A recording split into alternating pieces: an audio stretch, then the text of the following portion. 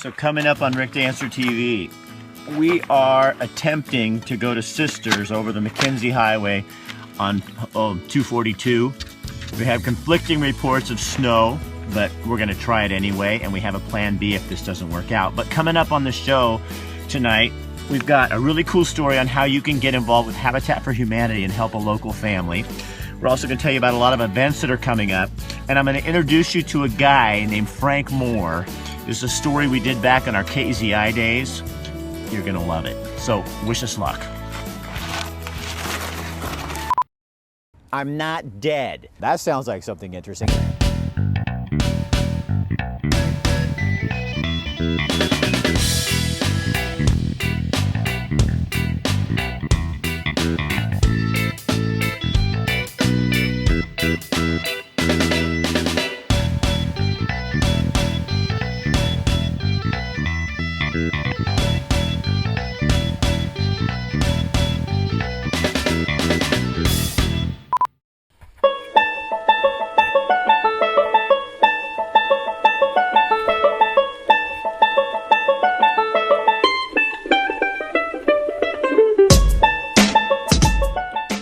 So this is our first obstacle, a gate right here that says that the road is closed.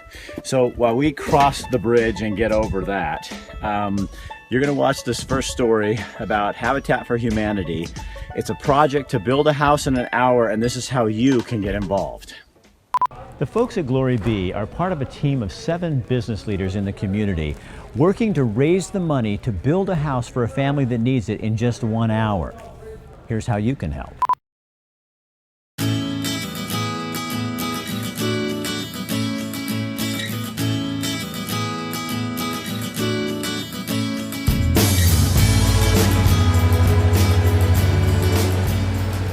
There wasn't a discussion. It was basically, we're doing this. Build a house in an hour? Really? What a great opportunity. If we're going to do it, it's going to be as a community, it's going to be a community effort.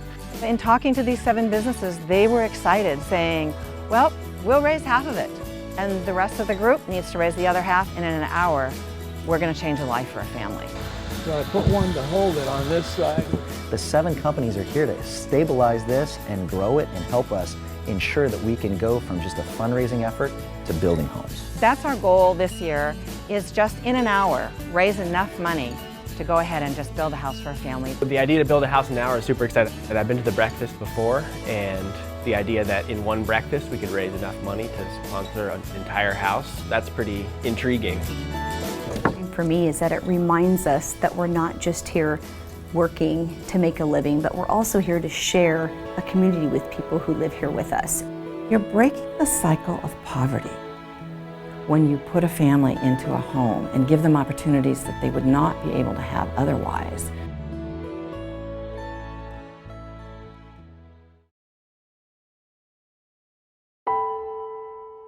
Everything stopped. I mean, I thought I was going back to school. It only took about 30 minutes before they were pulling me in the room going, we're pretty sure you have cancer.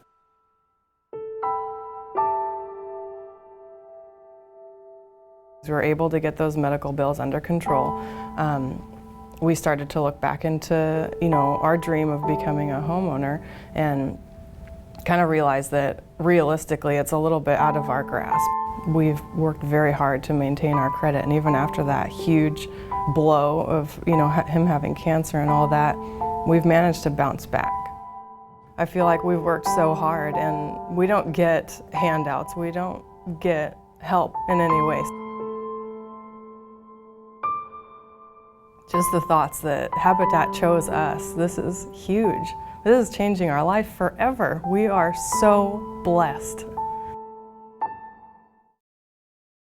Well, I think the concept of, basically raising the funds or building a house in an hour is really fun, to think that you're in a room and you're engaging this group and it's not so overwhelming. I think this is great. I'd love to see more and more and more of these done. We're happy to help and continuing to help these families that are looking for shelter, and it's right in alignment with what our company stands for. Okay. What I like about Habitat is it provides housing for people and gives the ability to break the cycle. If someone comes into the community, has a house and a place to live, their kids now have stability that they didn't have before. It's all about giving people a hand up, not a handout, so they're able to actually pay it forward. The people we're going to build a house for are then going to pay it forward and help build another person's house, another family's house down the road, which is really exciting. It just is a perpetual cycle that goes on forever. We plan on being a part of Habitat for the rest of our lives and instilling this in our children. Because we work, we live, and we play here, and when we all pitch in and contribute something, we can make a much greater impact on the other lives of the people that we share this community with. We laid the foundation and now we need your help to build the house. It will blow people's minds to realize that in 1 hour, the money can be there to build this house. When it comes to our groundbreaking ceremony, I honestly don't know how to thank them besides walking up and giving them the biggest hug I can possibly give them. I mean, there's so many situations where weight's been taken off my shoulder, especially when you're cured of cancer. And you know you're gonna live longer, but this is like probably the biggest weight I've ever had taken off my shoulder, because this sets up my wife, my kids, my family. Whether cancer comes back or something comes to take me away, I know they're safe. We want to slam this home. This is about you. This doesn't get done without the individuals who have supported Habitat for Humanity. It doesn't get done without you.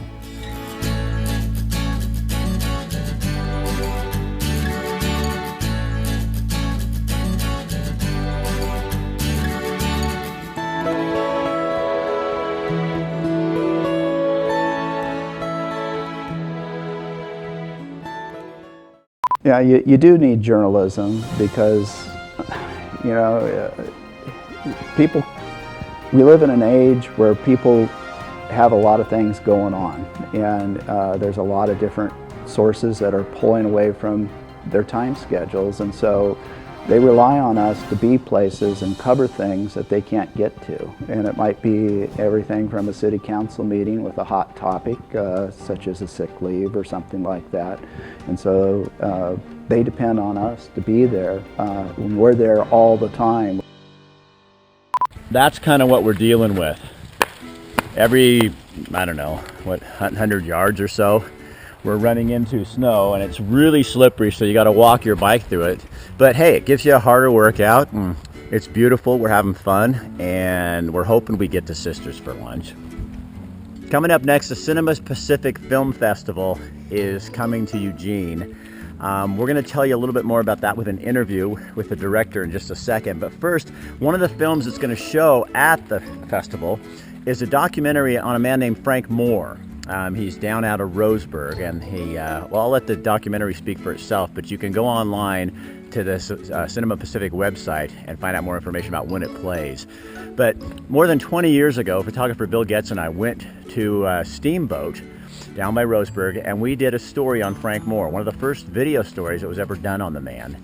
And it was one of those stories that you just rarely get the chance to do. So I'm going to show you that, and I hope that encourages you to go to the festival and see more. And in a couple of weeks, we're actually going to go down and talk to Frank again and get an interview, and we'll re-air this again. So we're going to make our way up the hill and see if we get to Sisters.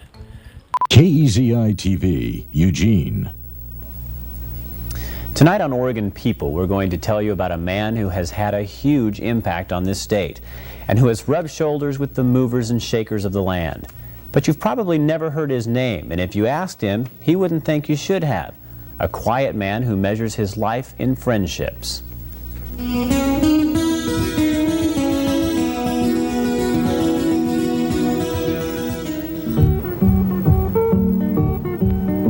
Tucked away in the Cascade Mountains near no place in particular, flows a river they call the North Umpqua.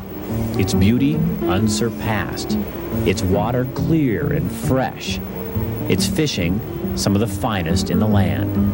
That river. It calls some people, catches them forever.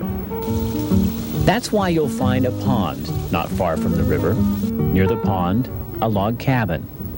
A log cabin that is home to Frank and Jeannie Moore. A friend of mine said, okay, you're retiring, why don't you build a log house? And I, romantic that I was, I thought, oh, why not? I didn't realize what I was getting into. 18 years later, the Moores still aren't quite finished, but they don't seem too bothered by that. I took every log and took a chainsaw and ripped every log flat on top and on the bottom so that they would lay flat together. And then I put insulation in between and then caulked it with butyl rubber. Frank lives a full life. He's always loved fishing. Maybe that's why he built the trout pond in his backyard and stocked it with fish. Some people have dogs and cats and horses or what have you, and since I've been involved with fish so much, I guess I just swung to fish. The trouble is you can't get them to come up and love you like a cat or a dog, though. That's the one problem. He's got a stream for the fish to spawn in. He's also got peace and quiet high up here in the mountains. And of course, there's that river.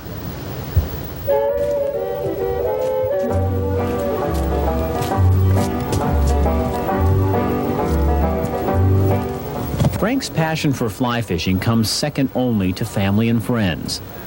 He spends a lot of time on the river, always has, probably always will.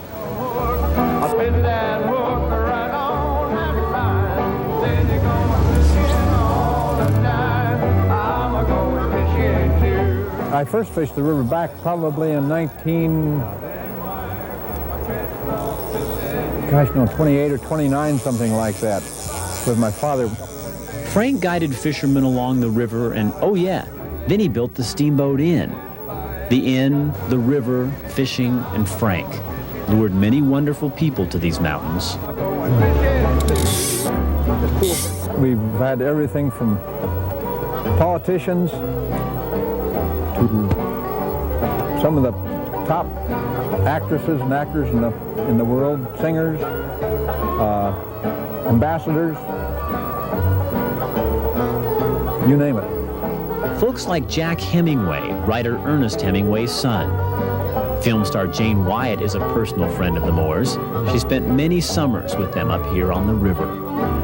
And then there was former Oregon Governor Tom McCall. They were friends until he died.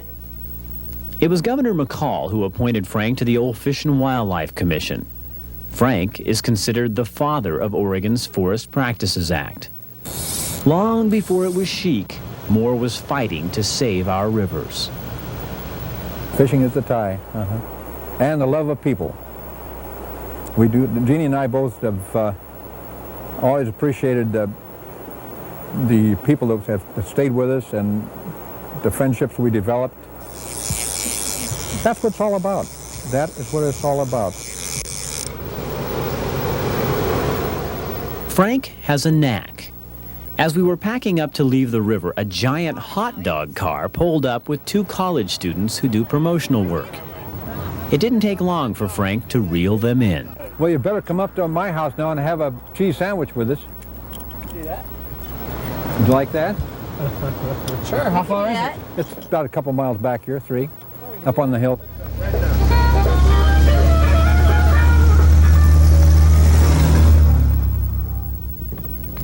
Never quite saw anything quite like it. Hi there. Hi. We watched Frank and Jeannie Moore make 2 new friends that day. Make that 3. What in the world? It's a Wienermobile. Yeah? Hi, I'm Denise. Hi, Denise. I'm Chad. Chad, I'm Jean. Nice to meet you, Jean. Like the river, there's something about Frank and Jeannie Moore that is enduring.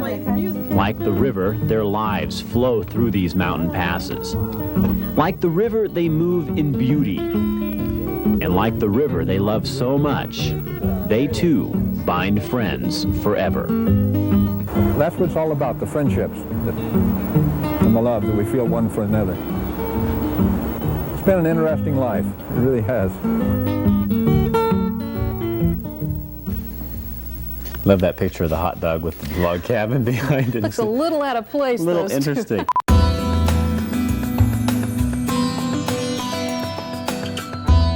I tell people I have the best job in the world, you know, to hold a letter written by George Washington when he was president of the United States. I mean, how many Americans get to even just do that, you know, and to be the person who takes care of that material? You know, it's a fabulous job. It's like all stored away in our stacks, you know. Yeah, just fabulous stuff. People could come in and use the Ken Kesey papers, the papers relating to Pacific Northwest literature, to learn about the migration of people from the Midwest to the West and the Oregon Territory in the 19th century in original Oregon Trail diaries. I mean, people can come here and sit down and use these original documents, you know. It's like we've got this treasure trove of material. They don't really know that they have the right to come here to use these collections, you know, and you don't even have to be affiliated with university. Anybody could come and use these collections in special collections in university archives, yeah.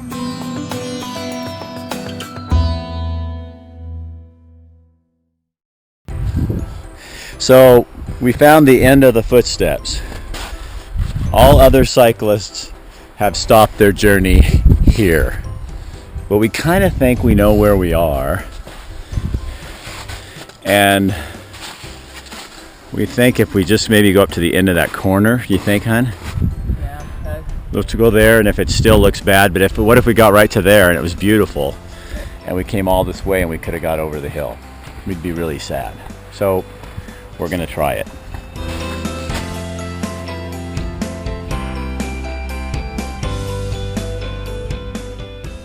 It was brand new when Cy opened the store in 1978.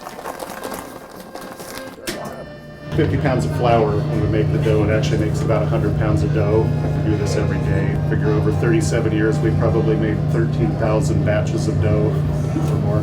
It's the foundation of the pizza. Kind of the idea is you're just tightening it, getting the air out. No cracks, no holes in it. So from that 2-pound ball that had about a 6-inch diameter, we're taking it out to about 20 inches. Fresh ingredients. We make our dough, we grate our own cheese, we make our sauce, and I like to think that we make our pizzas with love.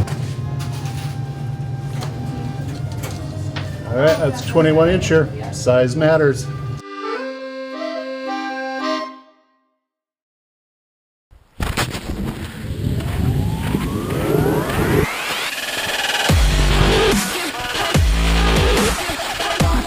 I see pavement. Just feels like we're close though. It's a great way to build relationships.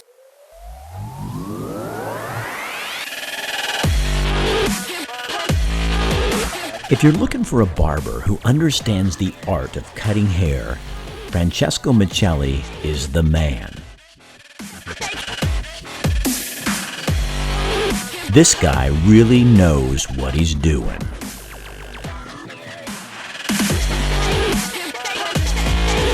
He takes his time, he understands his customer, and he knows what makes you look good.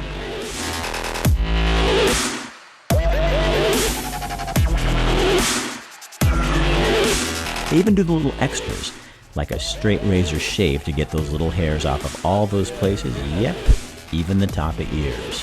I'm telling you, if you want a good haircut, somebody who knows what they're doing, a true artist, go to my barber, Fresh Cut, at Analog, Francesco Michelli. He's the man. 541-357-6903. You'll love it.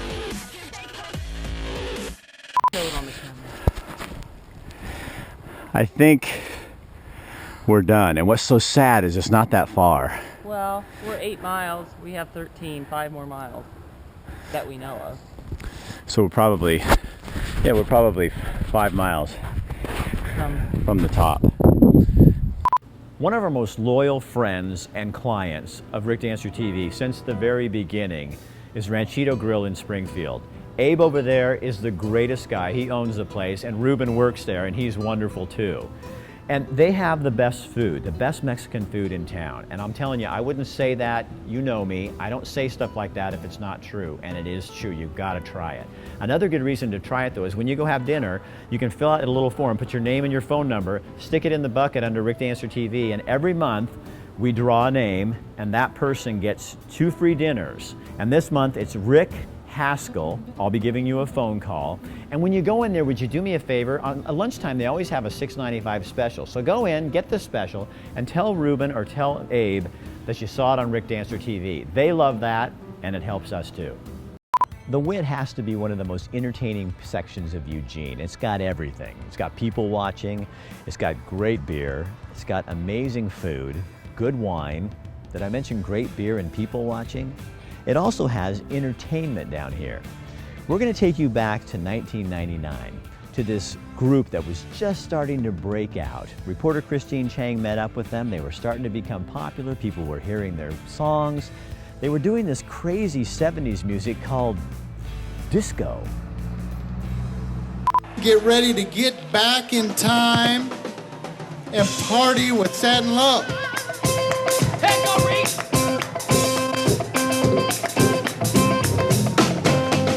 Just talking, telling me lies, yeah. Good loving still gets in my eyes. No one feels the retro beat more than this Eugene-made band. Members of the Satin Love Orchestra came together 3 years ago, bringing back the funk, the moves, and the flashy style. It's all very fine. Fans weren't always so enthusiastic. To be honest, the very first song we ever played, no one danced. And we were just sitting there playing our hearts out, and they all just stood there like. But that didn't stop the band's dream. Thank you. I just had a gut feeling it would work.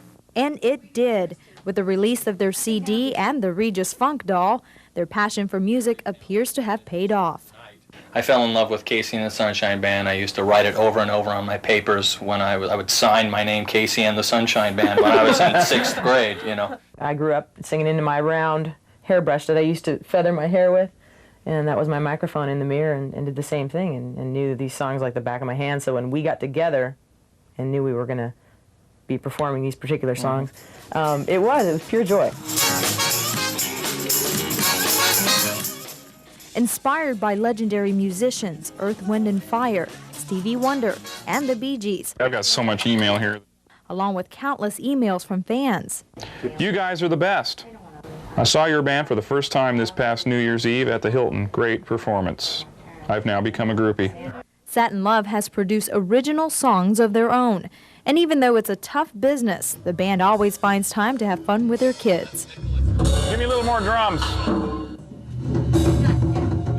This is a new act that we're working with. They're called the Pokeymen. They got some pretty good material, and we're just hoping that, you know, maybe it'll take off.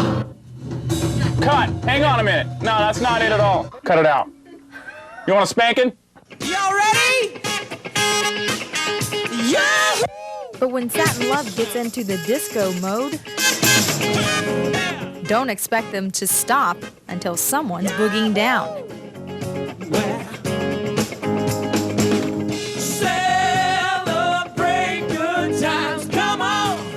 And having a good time is what they're doing. Satin Love is flying off the top of the charts in Eugene. And if the number of fans continues to soar, who knows, a world tour may be in the future. Going on right here, a celebration that lasts throughout the years. Okay, we didn't make it up the hill, but we did make it to lunch. We're at Dakota's, is that right? In McKenzie Bridge. Oh, I'm talking to myself, and the girl's wondering what I'm doing. But this is actually going to end up on TV, so she can't look too square at us. So we're at Dakota's, we're eating lunch, and then we're headed back up the mountain to our car.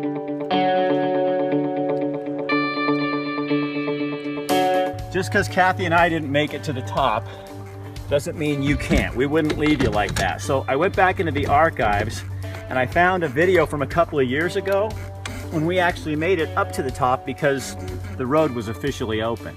Enjoy.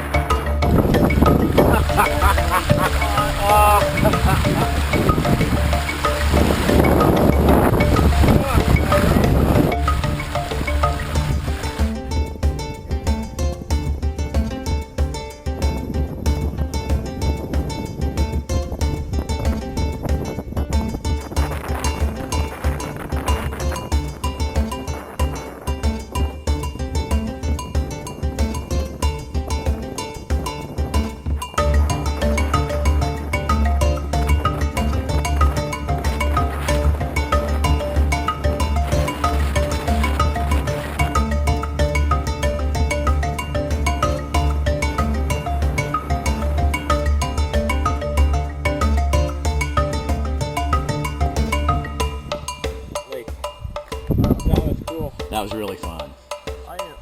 All right, so we made it to the summit. We're at the top. Me, Andy, and all these other people. And they're cruising by. Here they go. See? They're gone. And they'll be down back in town in 3 minutes.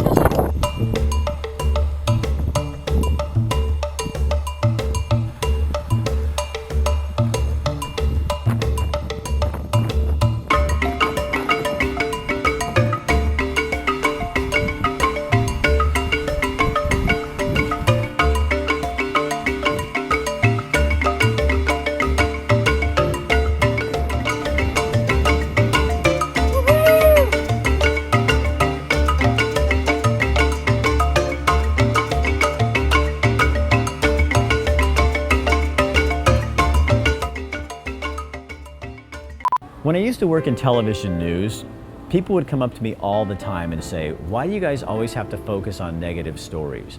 Why do you always have to do car accidents and crime and murders and that kind of thing, as if that's the only thing going on in our community? And you know what? I never had a real good answer. I couldn't answer because that's just what we did. That's what I love about doing Rick Dancer TV. You know, you people stop me on the streets all the time and you're coming up and saying, Rick, I love what you're doing on your show. We're committed to doing real stories about real people, about good people, and about things going on in our community. We're not telling you what to think, we're just giving you things to think about. Are you guys, is the show over already? That's been 28 minutes, huh? Well, anyway, if you are interested, you're a business or a nonprofit, and you're interested in our special deal where we come out and shoot a little segment from your location to put on the show, and you get to use it off of YouTube too. It's something you can use on your website as well. $300, and you need to call me, 541-232-3143, or email me at rick@rickdancer.com. I really have to go because I have a meeting with M, and if you don't show up on time, she gets really cranky. So anyway, you guys call me, 541-232-3143, rick@rickdancer.com.